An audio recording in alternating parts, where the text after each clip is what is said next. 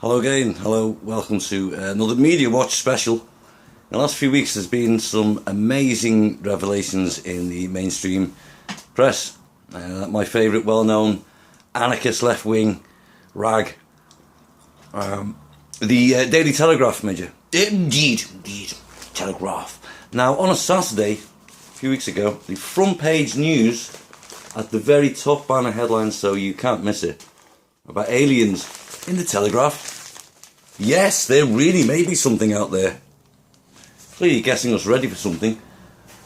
And then you look everywhere. British X-Files to detect aliens.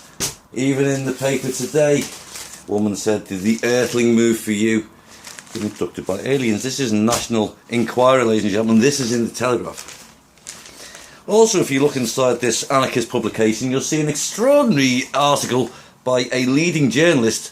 It was their own page, with "Free Your Face," a picture of a person demonstrating in London against the lockdown and the rules. But rather than having a go at him, this article says, and I quote, "It's time to end the madness of masks." This is in the Telegraph, which tells me that aliens exist and wearing a mask is a complete and utter codswallop waste of time, medically proven to not work, do anything. So there we go. And then, as if that's not enough, you may have noticed a psychedelic drug trial on BBC Two, where a great man I've been following his career for 25 years, since I was a drugs worker, Professor David Nutt, smashing it again. This time he's got people tripping live on telly on mushrooms. Tripping on mushrooms. And people with PTSD and severely ill and depressed people, surprise, surprise, just like with MDMA, having miraculous, there's no other word for it, miraculous results taking mushrooms just the once. Very careful setting and amazing breakthrough. Ali, really smart, fantastic. So mushrooms, they don't call them magic for nothing. So there you go, folks. In the last week I've learned aliens exist, masks are a waste of time, and mushrooms are medicine. Now then, something else I noticed in my Newspaper of the Year award goes to The Light, the superb, couldn't put it better myself, The Light newspaper you may have come across, a truth paper, free, or should be, written by doctors, scientists, professors and clever people. And there's a brilliant article by a C.J. Hopkins here I'd like to share, which helped me have more empathy for other people in this divide and rule pandemic. As you may remember, before all this, there was a thing called Brexit. Remember that? Well, divide and rule is my eldest trick in the book. So when I read about this study of cults, it's made me more understanding of other people and where they're at. Now then, when somebody's in a cult, could be the Jehovah's Witnesses or cult Scientology, officially a cult. And to those of us outside of the cult, it's blatantly obvious that people have been brainwashed by the cult leader. It could not be more obvious to us from the outside looking in. However, to the person inside the cult, everyone like us is an existential threat. We're attacking, and the more we attack them and point out to them, the more they will retreat. And this brilliant article points out there's a study in China about brainwashing in China in 1961.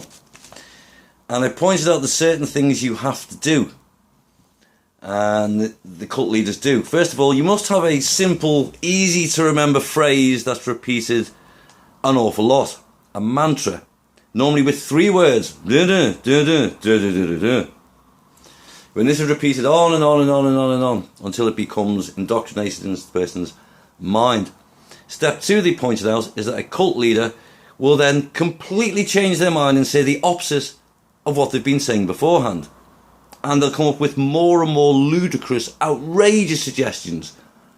Now the whole point of this contradiction, you must stay inside, no, you must stay outdoors. This is very cleverly designed to short-circuit the brain. The mind goes and is in stasis, and dislocates in a way. The cult leader will then do a third thing, which is to say he's never said what he's already said. Further ludicrous, preposterous contradictions. This is very purposefully done so then the cult victim gives up thinking because it can't cope with such obvious ludicrous lies. So therefore the brain gives up and will simply parrot what the cult leader tells them to say. This is stage 3 in being in a cult, and this person is then pretty much gone until they wake up. There's no point in being rational, logical, scientific, having a debate. There's simply no point. They're gone. They're simply parroting. They're not even thinking for themselves anymore. So I don't know if that sounds anything we know about, if that ticks any bells, that these people are in the COVIDian totalitarian cult. And when someone tells you, but Boris says, or Chris Vallen says, or Professor Wissy says, they are parroting what the cult leader has told them. Facts do not matter to totalitarians and cult members. What matters is loyalty to the cult or party.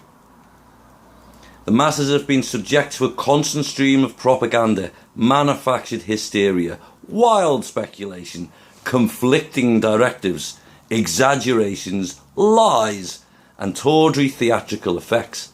Lockdowns, emergency field hospitals, morgues, the singing, dancing NHS staff, death trucks, overflowing ICUs, dead COVID babies, manipulated statistics, goon squads, masks and all the rest of it. It doesn't matter in the least, not to members of the COVIDian cult.